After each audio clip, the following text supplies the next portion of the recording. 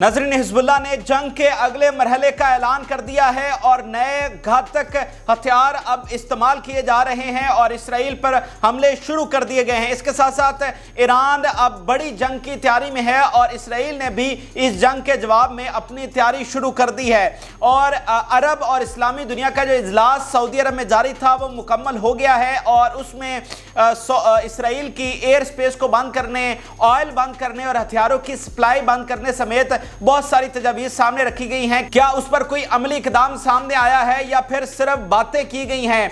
तुर्की ने क्या पोजीशन ली है, ये सारी तफसीलात आपके सामने रखेंगे। इस वक्त एक फाइनल मोमेंट है, गजा के हवाले से एक फाइनल घड़ी है जब 25 लाख लोगों को उनके घरों से बेघर किया जा रहा है, वहां पर कत्ले आम लोगों का किया जा रहा है।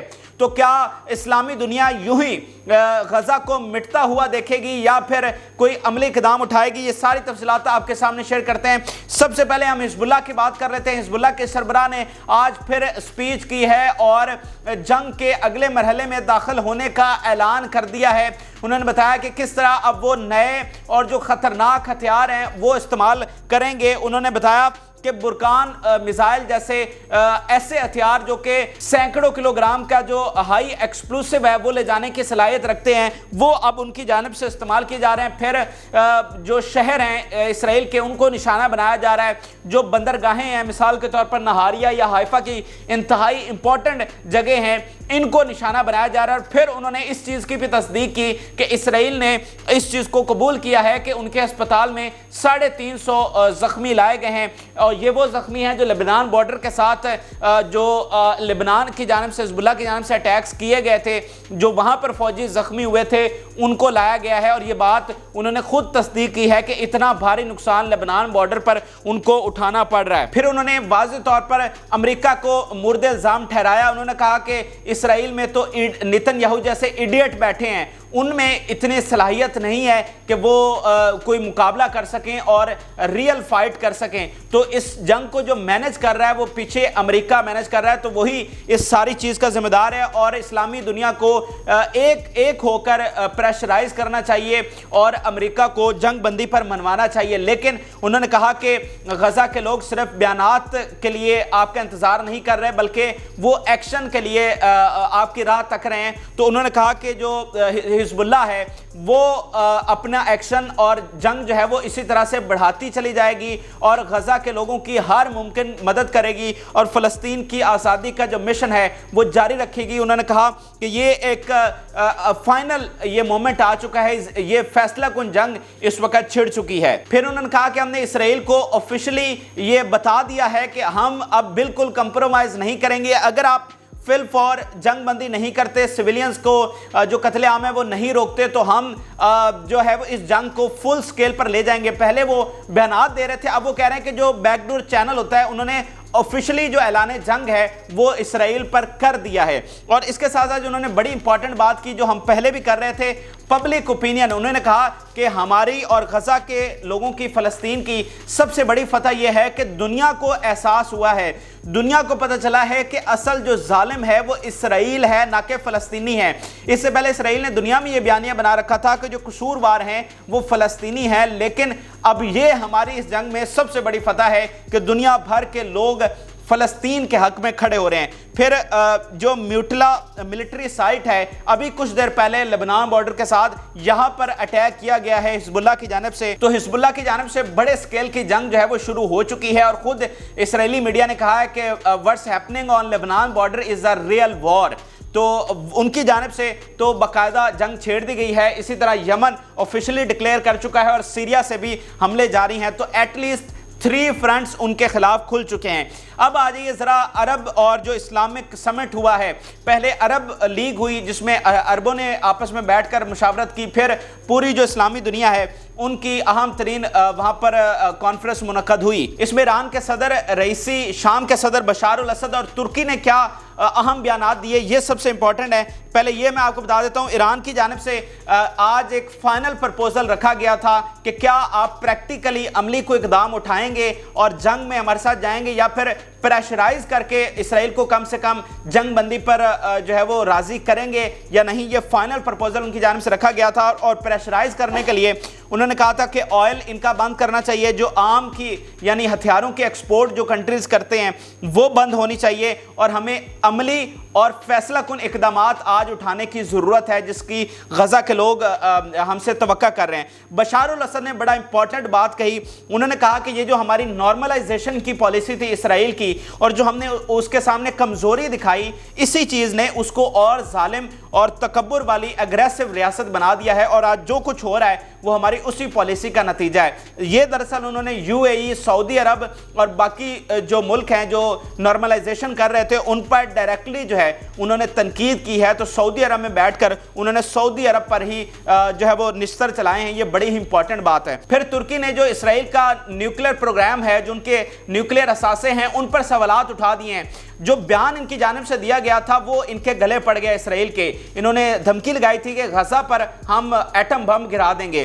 तो तुर्की ने कहा है कि इनका तो जो एटम बम है वो डिक्लेयर ही नहीं है। तो अगर इनके पास एटम बम है तो दुनिया की ऑर्गेनाइजेशंस कहाँ हैं जो न्यूक्लियर हथियारों की उस पर निगरानी करती हैं। तो इस पर इसराइल से पूछगिछ होनी चाहिए। और ऊपर जो ऑयल के हवाले से या हथियारों के हवाले से और प्रैक्टिकल डिसीजन लेने के हवाले से जो तजावीज़ रखी गई, तुर्की ने उसकी भरपूर हिमायत की और कहा कि बिल्कुल हमें अमली इकदामात उठाने की ज़रूरत है। अब ज़रा मजमूई तौर पर वो तजावीज़ देख लीजिए कि क्या तजावीज़ रखी गई थी। इसराइल के साथ ताल्लुकात बहाली के मंसूबे को ख़त्म करना, अरब ममालिक में मौजूद अमरीकी अड्डों की बंदिश, तेल की बंदिश में मुश्तरका धमकी देना, इसराइल के साथ सिविलियन परवाज़ों की मुअत्तली और इसराइल की हर किस्म की परवाज़ों के लिए फ़िज़ाई बंदिश, तमाम मुतालबात को फौरी जंगबंदी से मशरूत करना। अब ये इंतहाई अहम तजावीज़ थी। अगर इस सब पर एग्री हो जाते और ये अमली इकदामात उठाए जाते तो फिर इसराइल की जुर्रत नहीं थी कि वो एक भी शख्स को वहाँ पर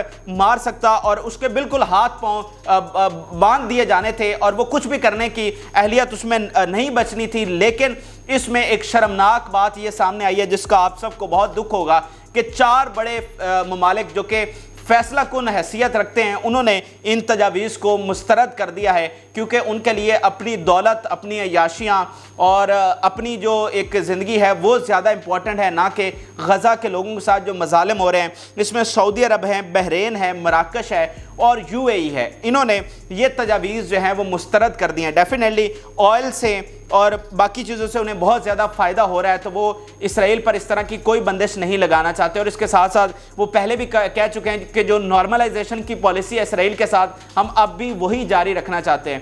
इस जंग में जब दुनिया भर में इसराइल पर लान तान हो रही है, जब फ्रांस जैसा मुल्क उठ खड़ा हुआ है, जब बरतानिया में तनकीद हो रही है, जब अमेरिका के बड़े बड़े सियासतदान तनकीद कर रहे हैं, तो वहीं पर ये सऊदी और अरब जो हैं वो इसराइल की हिमायत में खड़े हैं। तो ये सबसे आज के इस जो इजलास हुआ है जिससे बड़ी तवक्कुआत थी, उसमें ये सबसे शर्मनाक पहलू सामने आया है। अब आप ये देखिए कि मुस्लिम leaders more divided on war then ever, कि इस जंग में जो मुस्लिम लीडर्स हैं वो बिल्कुल डिवाइडेड हैं और आज ज़रूरत थी कि वो मुत्तहद होते। अगर वो मुत्तहद हो जाते तो इसराइल की ज़रूरत नहीं थी। अगर आप पूरे अरब ही कम अज़ कम देखें तो उनके सामने इतना सा इसराइल है, तो इसराइल ने सबको बांध के रखा हुआ है और कोई उनके सामने सही मानों में खड़ा होने की ज़रूरत नहीं कर रहा। सऊदी अरब जिससे बहुत ज़्यादा तवक्कुआत थी और उन्होंने बड़ी एक हंगामी मीटिंग बुलाई थी, लेकिन वो सिर्फ बयानात तक महदूद रही। इसी तरह अगर कतर के आप अमीर का बयान देखें तो उन्होंने भी इंटरनेशनल कम्युनिटी पर सिर्फ तनकीद की, लेकिन अमली इक़दामात के हवाले से हाँ, अब ये देखें कि उन्होंने इन तजावीज़ को रिजेक्ट नहीं किया और हिमायत की कि बिल्कुल हमें ऑयल की बंदिश और बाकी सारी चीज़ें जो हैं वो हमें करनी चाहिए। फिर आप इवन जो यूएन के वहाँ पर एक नुमाइंदे आए हुए थे, उन्होंने अरबों से कहा कि भाई तुम्हें ज़्यादा प्रेशर बढ़ाने की ज़रूरत है, तुम्हें ज़्यादा एक्शन लेने की ज़रूरत है। लेकिन इन 4 इस्लामी मुल्कों ने जो सारा प्लान था उसको गड़बड़ कर दिया है। अब इस सारे मामले के बाद इंपॉर्टेंट बात यह है कि जो सारी जिम्मेदारी है वो अब ईरान पर है, तुर्की पर है, शाम पर है, यमन पर है और इराक पर है। और इनको जो लीड करते हैं डेफिनेटली वो तुर्की है और ईरान है, जो इन तमाम मिडल ईस्ट में तमाम प्रॉक्सीज को, तमाम तंजीमों को जो है वो एड करते हैं और उनकी मदद कर रहे हैं। तो जैसा कि ईरान आज एक फाइनल प्रपोजल उसने रखा था कि हमें यूनिटी दिखानी चाहिए और प्रैक्टिकल इकदामात उठाने चाहिए, जो कि उसका प्रपोजल नहीं माना गया। तो अब देखना यह है कि क्या ईरान अकेला इस जंग में जा रहा है, पीछे उसके रूस की मदद है, नॉर्थ कोरिया है, चीन भी एक हद तक खड़ा है। तो क्या बतौर रियासत वो जंग करने की अब पोजीशन में है कि जब पूरा ये जो बड़े अरब मालिक हैं ये इसकी मुखालफत कर रहे हैं? तो ये अब ईरान पर सबसे बड़ी जिम्मेदारी है। लेकिन इसराइली मीडिया को अब देखिए, इसराइली मीडिया के मुताबिक ईरान एक बड़ी जंग की तैयारी कर रहा है और इसराइल भी उस जंग के रिस्पॉन्स में अपनी जो है वो जंग की तैयारी को बढ़ा रहा है। तो इसराइली मीडिया तो खुद ये कह रहा है कि ईरान जंग की तैयारी कर रहा है, और बाकी मीडिया भी उठाकर देखे तो उनके मुताबिक भी ईरान ये फैसला कर चुका है कि उसने जंग में जाना है। और पहले भी आपको बता चुका हूं कि यमन और लेबनान, सीरिया, इराक, यहाँ से जो हमले हो रहे हैं वो भी ईरान ही की हिमायत याफ्ता जो मलेशिया है वो करवा रही है, और जो मज़ामती तहरीक गज़ा में लड़ रही है उसकी मदद भी ईरान ही कर रहा है। तो बतौर रियासत उसको फैसला करना था और अब वो इस हवाले से बड़ा अहम फैसला करेगा। और इसके अलावा अगर हम जॉर्डन और मिस्र के हवाले से देखें, जो कि पहले भी इसराइल के साथ जंगें लड़ चुके हैं, तो इन दोनों के हवाले से ये ज़रूरी हो जाएगा कि आज नहीं तो कल ये ना चाहते हुए भी इस जंग में शरीक होंगे। उसकी वजह इनकी स्ट्रेटेजिकल लोकेशंस है। मैं ये नहीं कह रहा कोई उन्हें बड़ी हमदर्दी है या नहीं है, वो छोड़ दे। जो स्ट्रेटेजिकल लोकेशन है और इनका अपनी जो एक बैलेंस ऑफ पावर है और इनका अपना वजूद, अगर वो इसराइल यहाँ पर फाते हो जाता है तो सबसे ज़्यादा नुकसान इन दो कंट्रीज़ को होगा, क्योंकि इसराइल उसी सूरत में फाते होगा कि जब वेस्ट बैंक में लोग जो हैं उनको वो जॉर्डन में धकेल दे और नीचे जो गजा में लोग हैं उनको वो मिस्र में धकेल दे। तो इसका सबसे ज्यादा नुकसान जॉर्डन और मिस्र को होगा। तो स्ट्रेटजिकली इन दोनों के लिए ये पॉसिबल नहीं है कि ये इस तरह जो है वो वेट करते रहे। जॉर्डन पहले भी कह चुका है कि फोर्सफुली जब इनको डिस्प्लेस किया जाएगा फ़लस्तीनियों को तो वो हमारी रेड लाइन होगी और हम उसे ऐलान जंग समझेंगे। तो ये दोनों मुल्क ईरान, शाम, इराक और लेबनान के साथ और तुर्की के साथ ज़रूर इस जंग में मजबूरन शामिल होंगे। अगर हम कह दें उनकी एफिलिएशन सारी चीज़ें साइड भी रख दें, उनकी मुनाफकत को भी साइड पे रख दें, लेकिन ये इनकी मजबूरी हो जाएगी। अब ज़रा गज़ा के निहत्ते फ़लस्तीनियों की बात कर लेते हैं। जिस तरह से वहाँ पर क़यामत ढाई जा रही है, मैं अल्फाज में उसको बयान नहीं कर सकता।